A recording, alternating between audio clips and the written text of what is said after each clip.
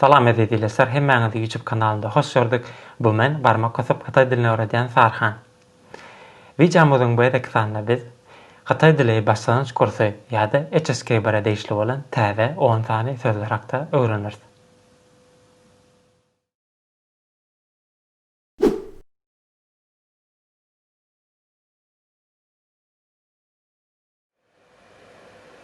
Bu edeki videomuzda bizim ilkinji öwrenjek sözümüz ýani şu görýän sözüňizdir.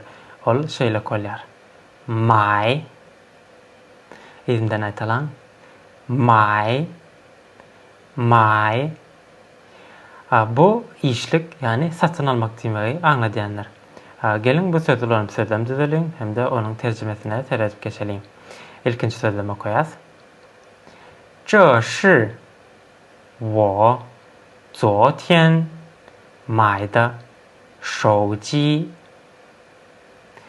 这是我昨天买的手机. Bu sözlem Türkmençe tercüme etsek, yani bu menin dün satın alan telefonum diýmegi aňladýandyr. İkinci sözleme koyas. 我想买一本书。我想买一本书. Bu sözlem Türkmençe tercüme etsek, ol men bir sany kitap satyn almak isleýärin diýmegi aňladýandyr.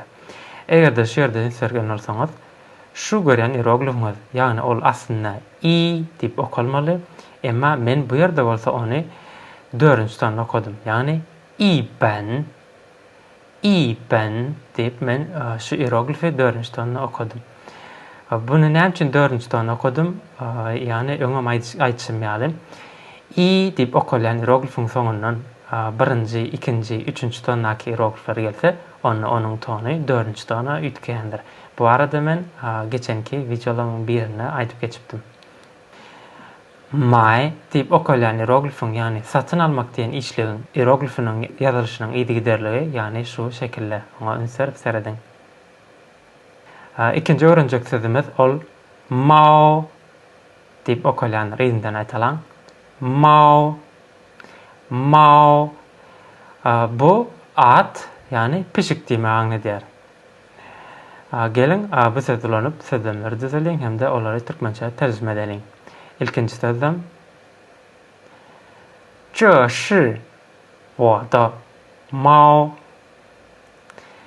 这是我的猫. Bu sözlem türkmençe terjime etsek, yani bu menin pişigim diýmegi aňladýandyr. İkinci sözlem okuyas, izinden aýtalan çinga modu. 我的小猫在哪儿？我的小猫在哪儿? Bu sözlem Türkmençe terjime etsek, yani menin pişijegim nerede diýmegi aňladýandyr.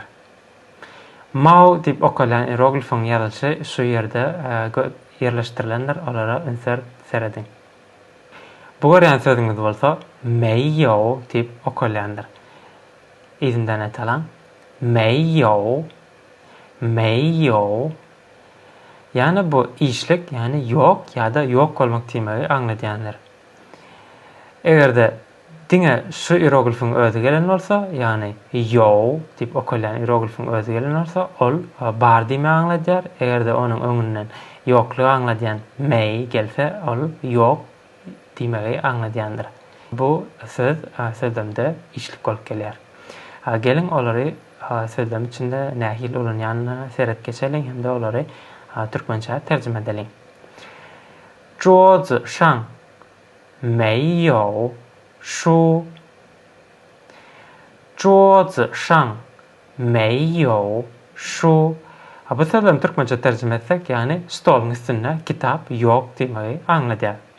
İkinci sözlem okuyas, izinden aýtalan çinga modu. 他没有钱。他没有钱. Yani bu sözlem onun pulu yok diýmegi aňladýandyr. Hierogliflaryň ýazylyşy şu ýerde ýerleşdirilen, olara ünser serediň. Indi öwrenjek sözümüz ol şeýle bolýar. 没关系没关系. Yani bu näme diýmek? Ziýan ýok, zelil ýok ýa-da ogram diýmegi aňladýandyr. Geliň şu aşagdaky sözlemleri okap geçelim hem-de olary türkmençe terjime edelim. İzimden aytalan çinga modu. 我丢了我的玩具。我丢了我的玩具. Bu sözlem yani men oyuncuğumu yitirdim diýmegi aňladýar. Indiki sözlem 没关系我再给你买一个。没关系我再给你买一个. Ziýan ýok, men saňa ýene birini satyn alyp bererim. Yani şeýlerak bir dialogda şeýle ulmak bolýandyr. Hierogliflaryň ýazyşy ýerleri şu ýerde ýerleşdirilen olara öňsürip serediň. Bu ören sözüňiz bolsa, ol şeýle bolýar. 米饭 米饭. Yani bu at ol gaýnadylan tugy diýmegi aňladýandyr. Ol sözlem içinde şeýle ulanylýar. 我想吃米饭。我想吃米饭. Men gaýnadylan bürünç ýesim gelýär diýmegi aňladýar. Şu ýerde bir datakda size ýatda desim gelýär. Ýa-ni Hytaýa gelen taşyrwatlar bürünç sözüň ulanularyna köp ýalňyşýarlar. Mifan diýip okulýan söz hieroglif, yani ol gaýnadylan tugy diýmegi aňladýar. Emma ýöne tugy hiç ýyl taýýar bolmadyk tuğa näme diýilýär? Oňa tami diýip aýdylýandyr. Yani bürünç tugy diýmegi aňladýar. Egerde siz dükanlara baryp ýa-da bürünç satylýan ýerlere baryp bişmedik bürünç aljak bolsaňyz, onda siz dami diýen sözi ulanmalysyňyz. Egerde siz taýýar bolan tugyny bürünçi ýa-da gaýnadyp pişirilen tugy bürünçi satyn almak isteseňiz ýa-da iýmek isteseňiz, onda siz mi fan diýen sözi ulanmalysyňyz. Şuny berk belle. Mi fan diýip okulýan hieroglifyň ýazylşy, ýani şu ýerde ýerleşdirilen, ol şu ýzyderlikde ýazylýandyr.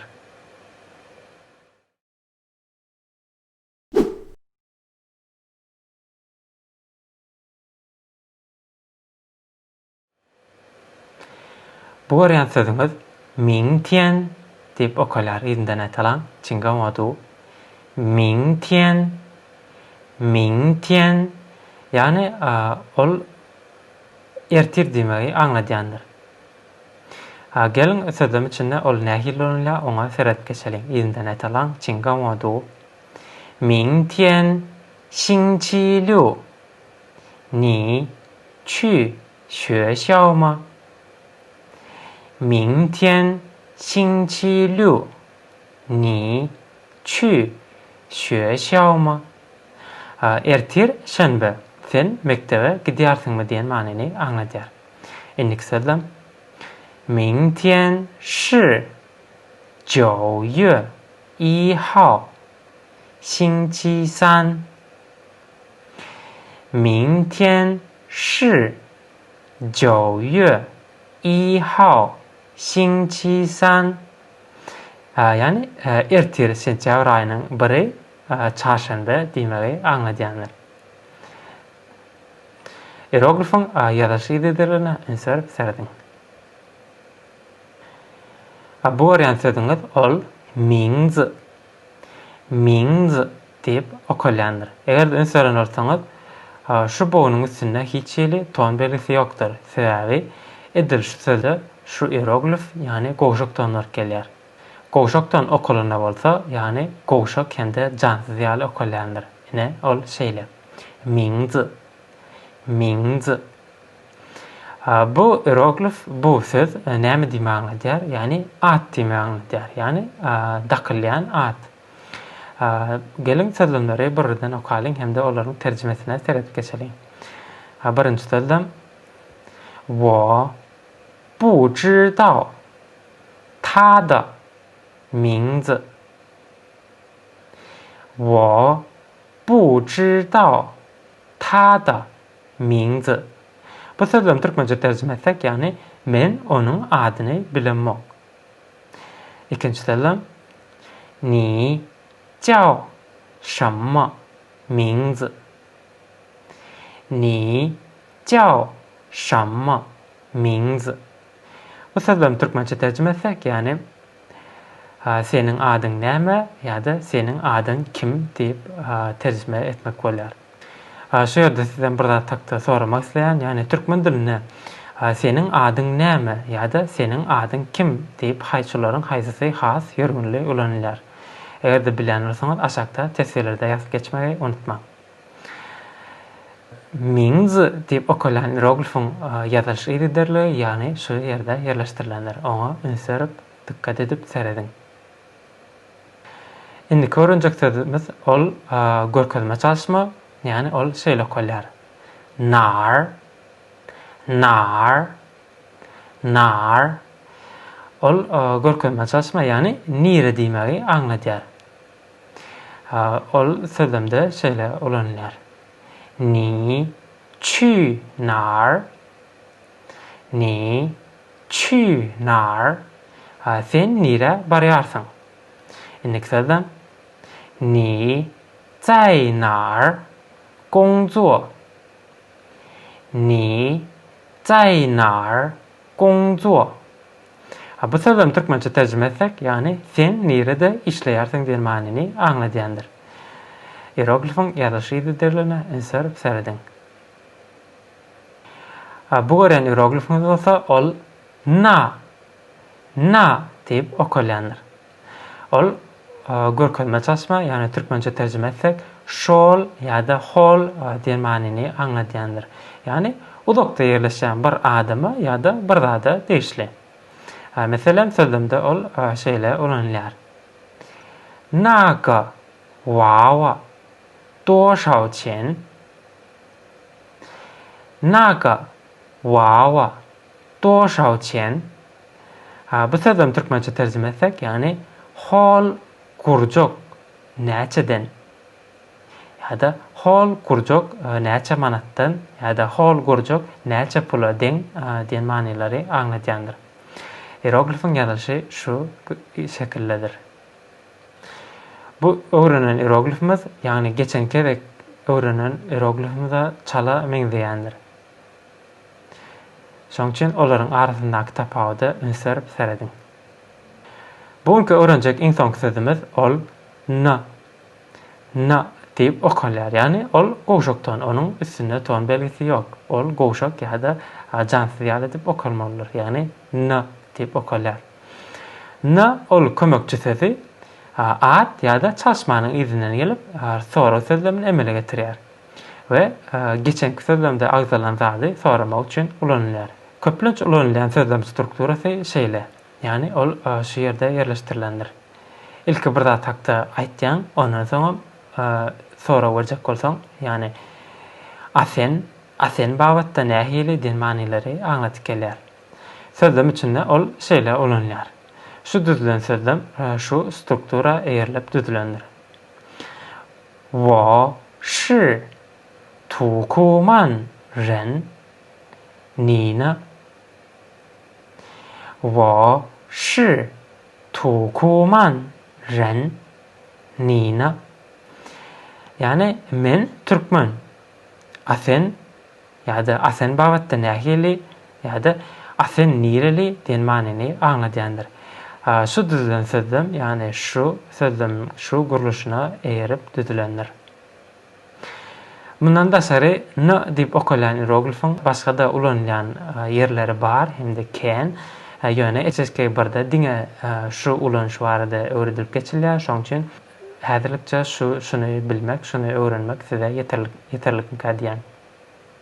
N diýip okalan hieroglifyň ýazylyşy şu ýerde ýerleşdirilendir. Onu ünsürip serediň.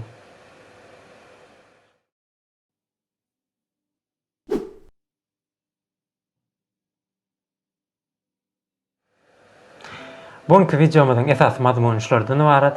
Egerde şu türlü video size azajyk motivasiýa dästegen bolsa, onda YouTube kanalyma agza bolmaňyzy, like basmaňyzy sizden haýyş edýän. Çünki siziň her bir gollaňyz meni öz işime hassa höwüslendirýär, ruhsandyrýar. Egerde Xitay dil hakda bilesiňiz gelýän ýa-da bilmeýän zatlaryňyz bolsa, aşagda tesirlerde ýazyp bilersiňiz. Başardığımdan sorularyňyza jogap berer, ýa bolmasa da şeýle videolar taýýarlap size ýetiren. Ona näme? Indiki videomyzda görüşýänçek hoş, sag bolun.